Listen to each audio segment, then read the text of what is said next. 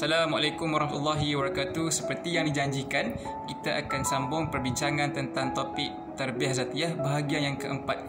Pada kali ini kita akan berkongsi kisah bagaimana beberapa adegan yang menunjukkan adanya elemen tarbiyah zatiyah telah pun diamalkan oleh beberapa tokoh dalam Al-Quran, yang mereka ini sebenarnya berada bersendirian dalam suasana yang asing, tidak ada sumber tarbiyah, tetapi mereka telah pun mengamalkan tarbiyah zatiyah, menyebabkan iman mereka terus terpelihara walaupun mereka berada dalam keadaan yang tidaklah kondusif untuk mereka menjaga iman mereka. Yang pertama, Allah SWT menyebut tentang kisah seorang lelaki yang telah membantu Nabi Musa AS.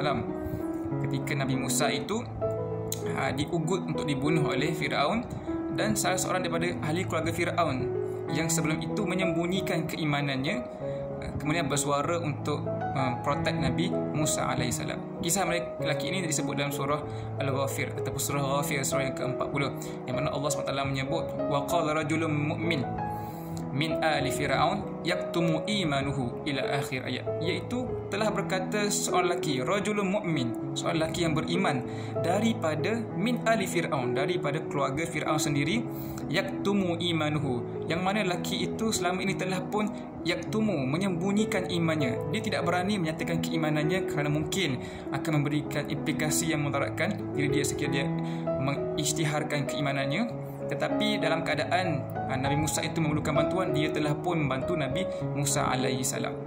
Jadi bagaimana lelaki ini boleh sustain terus beriman kepada Allah SWT dalam situasi Firaun itu begitu kejam, membunuh keluarga-keluarganya yang tidak beriman. So ini menunjukkan adanya elemen tarbiyah zatiyah, tarbiyah kendiri yang berlaku dalam jiwa, hidup dan peribadi lelaki berkenaan, sehingga dia mampu untuk maintainkan keimanannya sehingga begitu mekar dalam jiwa dia, dan dia sanggup menghadapi risiko menegakkan kebenaran bila perlu untuk mengambil tindakan-tindakan.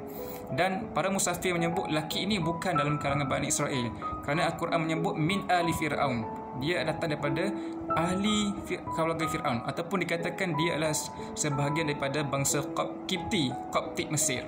Jadi boleh kita bayangkan sebahagian daripada keluarga Fir'aun juga ada yang beriman dan menyembunyikan iman mereka dengan maintain dan melaksanakan tarbiyah zatiyah. Subhanallah.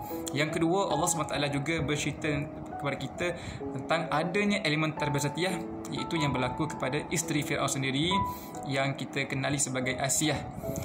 Kita tahu Asiyah merupakan seorang perempuan yang beriman, yang telah menyembunyikan keimanan dia dan telah menjaga iman sangat baik dengan tarbiyah zatiyah. Walaupun suasana di istana itu penuh dengan kezaliman, beliau dihidangkan dengan permata, dayang-dayang, kemewahan, Asiyah boleh memilih untuk tidak beriman kepada Allah SWT, boleh memilih untuk bergeluman dengan kemewahan, boleh memilih untuk menikmati segala yang ada di istana Fir'aun itu, tetapi dia telah memilih untuk memelihara imannya dengan bersungguh-sungguh. Dan Allah SWT memuji, mengiktiraf usaha tarbiyah zatiyah Asiyah ini, sehingga Allah SWT merekodkan dalam Al-Quran doa yang dibacakan oleh Asiyah dalam surah At-Tahrim, yang mana dia telah pun berkata, Rabbi bnili indaka baitan fil jannah. Subhanallah. Kata Asiyah, Rabbi, wahai Tuhanku, ibnili, binakalah bagi aku satu rumah di syurga, indaka, di sisi engkau satu rumah. Subhanallah. Asiyah memohon, meminta kepada Allah SWT mengganjari dia dengan dibinakan satu rumah di surga kelak di sisi Allah Subhanahu Wa Taala. Apabila Allah SWT merakamkan doa ini dalam surah Tahrim, ini menunjukkan sebenarnya doa itu telah pun dimakbulkan. Allah tidak akan mention doa ini sekiranya ia tidak dimakbulkan oleh Allah Subhanahu Wa Taala. Jadi kisah Asiyah ini dipaparkan Al-Quran supaya kita mengambil iktibar bahawa Asiyah telah pun bersungguh-sungguh menjaga iman dia dalam keadaan yang tidak kondusif dengan cara tarbiyah zatiyah, sehingga Allah telah mengganjari dia dengan sebaik-baik ganjaran. Kisah-kisah ini menunjukkan betapa pentingnya bagi kita yang berada dalam keadaan yang tidak kondusif untuk kita melakukan aktiviti-aktiviti tarbiyah jamaiyah, maka kita perlulah melaksanakan tarbiyah zatiyah.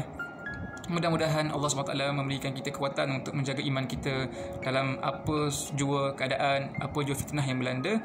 Dan insya-Allah kita akan bincangkan dalam video seterusnya tentang kenapa adanya orang-orang yang mengabaikan aspek tarbiyah zatiyah. Wallahu alam. Assalamualaikum warahmatullahi wabarakatuh.